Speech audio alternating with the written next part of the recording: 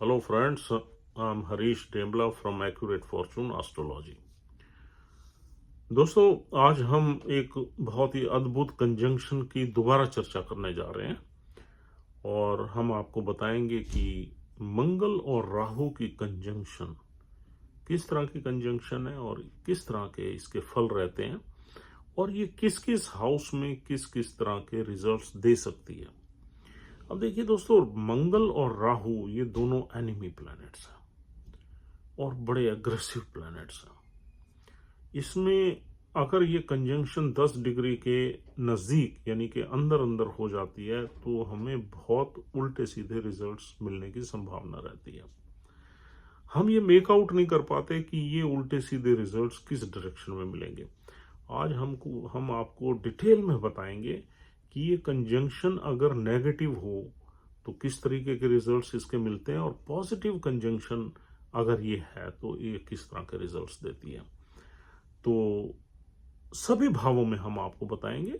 भावों की राशियों से हम नहीं डिस्कस करेंगे, सिर्फ भावों का सिग्निफिकेंस जोड़ के बताएंगे ताकि आपको आसानी हो जाए कि ये किस तरह के फल देंगे। अब देखिए, राहु और मंगल की पॉजिटिव कंजंक्शन भी हो सकती है लेकिन वो रेयरली होती है। 10 में से 2 एक चार्ट्स पे मिलती है।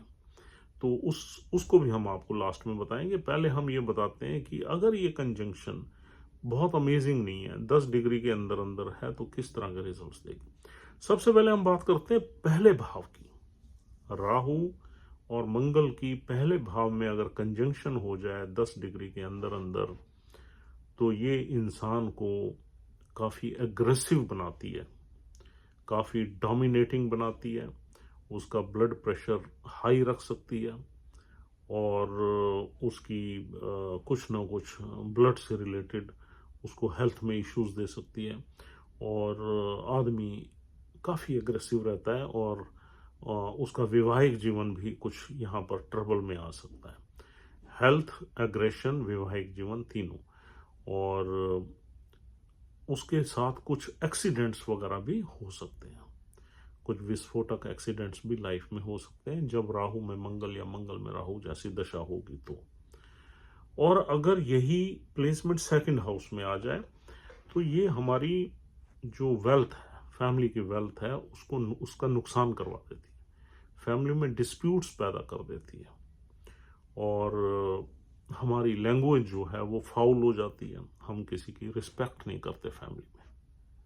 अगर ये तीसरे घर में आ जाए तो छोटे भाई बहनों के साथ विवाद पैदा कर देती है, हमें संघर्ष बहुत कराती है, हमारी शॉर्ट ट्रैवल्स बढ़ा देती है, हमें ट्रैवल में कुछ ना कुछ शॉर्ट ट्रैवल्स में विद इन सिटी और विद इन कंट्री एक्सीडेंट्स के भी योग बनाती है और हमारे नेबर्स के साथ भी हमारे संबंध ज़्यादा अच्छे नहीं रहते।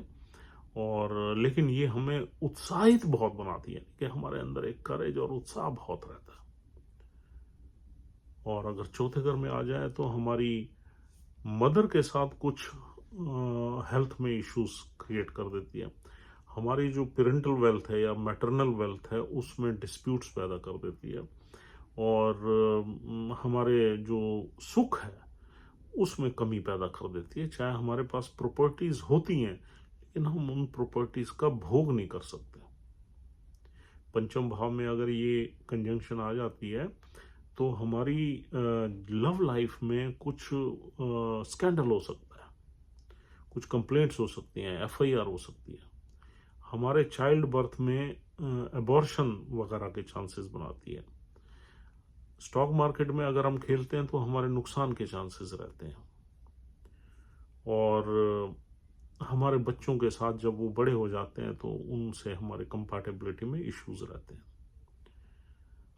और अगर छठे घर में ये कंजंक्शन बन जाए तो हमारी सर्विस में प्रॉब्लम्स आती हैं, हम अपने कुलीग्स के साथ ज़्यादा यानी कि हमारा कुलीग्स के साथ हम ओवर डोमिनेटिंग होते हैं, we want to dominate our colleagues, हम लोगों से ज़बरदस्ती काम कराते हैं, लोगों एब्यूजिव हो जाते हैं और हिम्मत हमारे में बहुत बढ़ जाती है और हम किसी भी हद तक फाइट में चले जाते हैं चाहे उसमें हमारा नुकसान ही क्यों ना हो जाए। और हमारे ब्लड से रिलेटेड हाइपरटेंशन या ब्लड प्रेशर जैसी बीमारी दे देती है।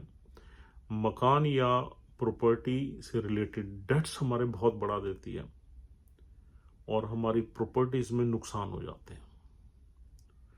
सप्तम भाव में ये अगर कंजंक्शन हो जाए तो ज्यादातर केसेस में हमारी वाइफ के साथ डिस्प्यूट्स रहते हैं, हमारी लड़ाइयाँ डाइवोर्स की तरफ बढ़ जाती हैं।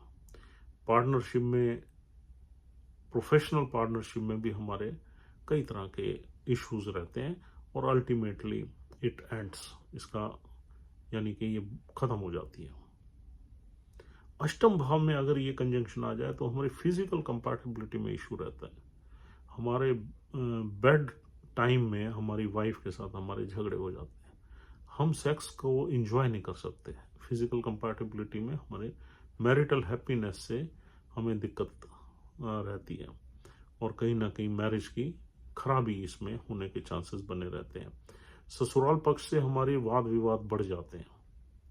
हाँ, ये पॉजिटिव कंजंक्शन यहाँ हो जाए तो फिर ससुराल से हमें प्रॉपर्टीज वगैरह भी ये दिलवा देती है।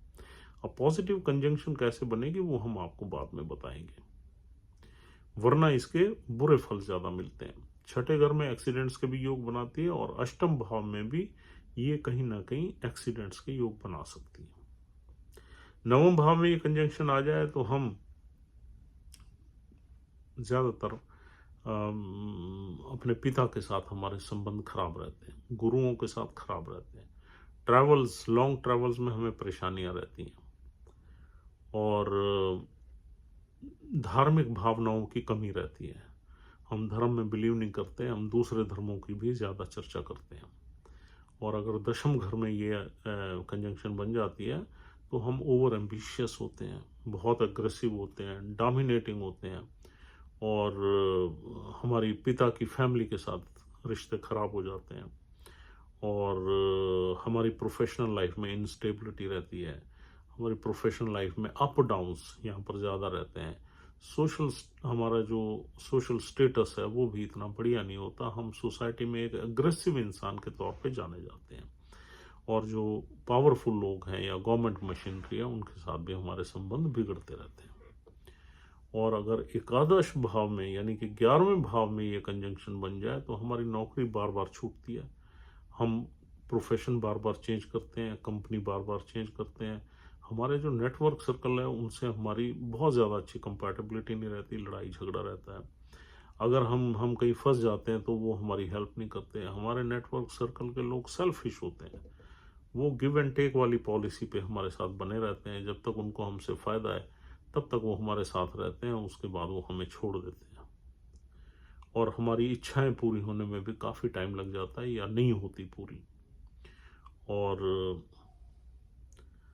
हमें कोई ना कोई यहाँ पर बीमारी का योग भी बनता है और जो भी बीमारी होगी वो ब्लड से रिलेटेड होगी। ब्लड में इन्फेक्शन, ब्लड में इम्प्योरिफिकेशन या कुछ हमारे ब्लड के पैरामीटर ऊपर नीचे होंगे। अगर द्वादश भाव में यानी कि 12वें भाव में ये कंजंक्शन बन जाती है तो हमें लॉन्ग ट्रेवल्स में परेशान करती है, ओवरसीज सेटलमेंट में परेशान करती है, हमारे व्यय बढ़ जाते हैं, प्रॉपर्टीज़ का नुकसान हो जाता है, हमारी प्रॉपर्टीज़ कुछ न कुछ डिस्प्यूट्स में फंस जाती हैं, कभी कभी हमारे ऊपर कुछ केसेस चल जाते हैं और जेल जाने का योग भी बन जाता है और इस तरीके से ये हमें फल देती है।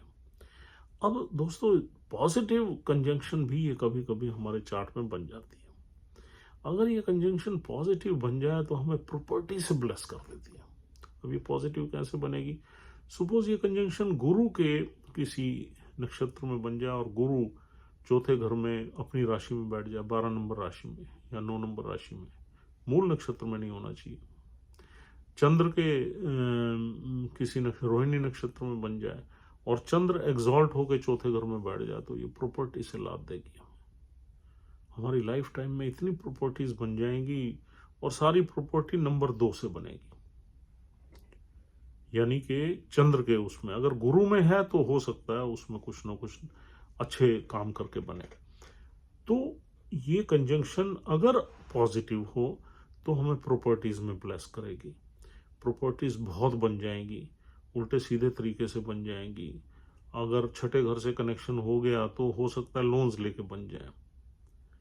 और ये दोनों प्लैनेट्स जब किसी ऐसे नक्षत्र में बैठ जाए जिसका लॉर्ड बहुत अच्छा बैठ जाए तो ये कंजंक्शन पॉजिटिव भी काम करती है। लेकिन ये कंजंक्शन फिर होनी चाहिए किसी अच्छे घर में। 10वें घर में अच्छे फल दे सकती है, चौथे घर में हमारी डोमेस्टिक लाइफ तो खराब कर देगी, लेकिन प्रॉपर्टीज हमें ज्यादा दे सकती है। तो ये कंजंक्शन ऐसा नहीं हो सकता कि ये कंजंक्शन अच्छे ही अच्छे रिजल्ट्स दे। अच्छे रिजल्ट्स अगर देगी तो उसके साथ बुरे रिजल्ट्स भी देगी। तो पॉजिटिव कंजंक्शन ये तब बनेगी जब नक्षत्र का लॉर्ड बहुत ही स्ट्रांगली प्लेस्ड हो, किसी केंद्र या त्रिकोण हाउस में हो और अपनी राशि में बैठा हो या फिर अपने एग्जॉल्टेड साइन में बैठा हो। नक्षत्र का लॉर्ड जिसमें ये कंजंक्शन बन रही है और जिस साइन में बन रही है उस साइन का लॉर्ड भी अच्छा होना चाहिए, तब इसके आप पॉजिटिव रिजल्ट्स भी ले सकते हैं। लेकिन एट द एंड ये कंजंक्शन आपको एट द एंड चीजों को डिस्ट्रॉय करने में माहिर है। आपको बहुत कुछ दे देगी लाइफ में, लेकिन आपकी लाइफ टाइम में ले भी लेगी। This is the nature of Rahu when it is working with Mars, क्योंकि Mars and Rahu are bitter enemy planets, they cannot tolerate each other।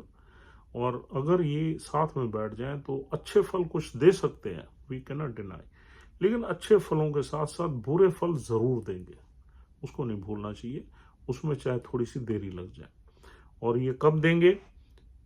जब ये जिस नक्षत्र में बैठे हुए हैं उसके लॉर्ड की दशा चलेगी, या फिर मंगल और राहु की दशा चलेगी, या जहां यूं कहना चाहिए कि इनके साथ अगर कोई और भी प्लेनेट है उसकी दशा चलेगी, तब ये बुरे रिजल्ट्स मिलते हैं। राहु और मंगल जब इकट्ठे बैठते हैं तो केतु की दृष्टि भी मंगल पे होती है, तो मंगल पे ट्विन एजेस वार रहता है, मतलब उसके ऊपर केतु का भी वार रहता है और राहु का भी रहता है। तो इस वजह से ये एक ब्लास्टिंग कंजंक्शन इसको कह सकते हैं और इसके बुरे फल ज्यादा मिलते हैं। अब मंगल भूमि कारक है, तो बुरे फल आपको कुछ भूमि से रिलेटेड मिल सकते हैं, प्रॉपर्टी जायदाद से रिलेटेड मिल सकते हैं। दूसरा, मंगल आपकी विल पावर है, तो मंगल ब्लड का कारक भी है, तो अगर विल पावर मंगल है तो राहु उसे डैमेज करता है, अटैक करता है, तो विस्फोट होता है। इधर से मंगल जो है वो हमारे ब्लड का कारक है, राहु इम्प्योरिफिकेशन का काम करता है, ब्लड में कोई विकार पैदा कर देता है, कोई बीमारी दे देता है। अगर मंगल 8 नंबर साइन में हो और राहु के साथ बैठा हो और केतु की भी दृष्टि और शनि भी केतु के साथ बैठ जाए, तो ये हमें बहुत ही लाइफ टेकिंग डिसीज भी दे देते हैं। और आप तो जानते हो लाइफ टेकिंग डिसीजेस क्या हैं, ब्लड से रिलेटेड। तो इसलिए ये कंजंक्शन काफी खतरनाक कंजंक्शन है और इसको बहुत अच्छे तरीके से रीड करना जरूरी है आपके चार्ट में। अगर ये कंजंक्शन है, अगर मंगल और राहु 10 डिग्री से जितनी दूर बैठे हुए हैं उतनी इनके फल कम मिलते हैं, यानी कि फिर हमें प्रॉब्लम्स कम रहती हैं। लेकिन जितनी जितनी ये नजदीक आ जाते हैं तो प्रॉब्लम हमारी बढ़ जाती है। तो दोस्तों, this is all for the day. उम्मीद करता हूँ इस कंजंक्शन को बहुत डिटेलिंग में आपको पता लग गया। अब मंगल हमने बताया भूमि कारक है, भूमि से रिलेटेड प्रॉब्लम्स रह सकती हैं, आपकी एक्सीडेंट से रिलेटेड प्रॉब्लम रह सकती हैं, FIR से रिलेटेड यानी कि कोर्ट केसेस और पुलिस केसेस से रिलेटेड प्रॉब्लम्स आ सकती हैं लाइफ में, जो मंगल और शुक्र की कंजंक्शन देती है। और कहीं आप स्पोर्ट्स एक्टिविटीज में अगर हैं तो राहु आपको चोट दे सकता है और आपको बुरी तरह घायल कर सकता है। तो इस तरीके से आपको, और ब्लड में कोई ना कोई विकार पैदा कर सकता है। तो 5-6 तरह से ये खराब रिजल्ट्स देती है। तो अब आप मेक आउट कर लोगे कि किस किस घर में बैठी हुई है और किस किस तरीके से ये रिजल्ट्स दे सकती है। जरूरी नहीं है जो हमने एक घर से 4 चीजें बताई हैं वो चारों रिजल्ट्स दें, उसमें से हो सकता है एक तरह के रिजल्ट्स दें। तो दोस्तों, this is all for the day. उम्मीद करता हूँ ये कंजंक्शन दोबारा इसका एक हम नया रूप आपको बताया है। हालांकि कुछ नेगेटिव है ये डिस्कशन, लेकिन ये क्योंकि कंजंक्शन सबसे वर्स्ट कंजंक्शन ही मानी जाती है, तो इसलिए नेचुरली इसको जानना आपके लिए बहुत ज़रूरी है। Thank you very much. Please take care. Will see you soon.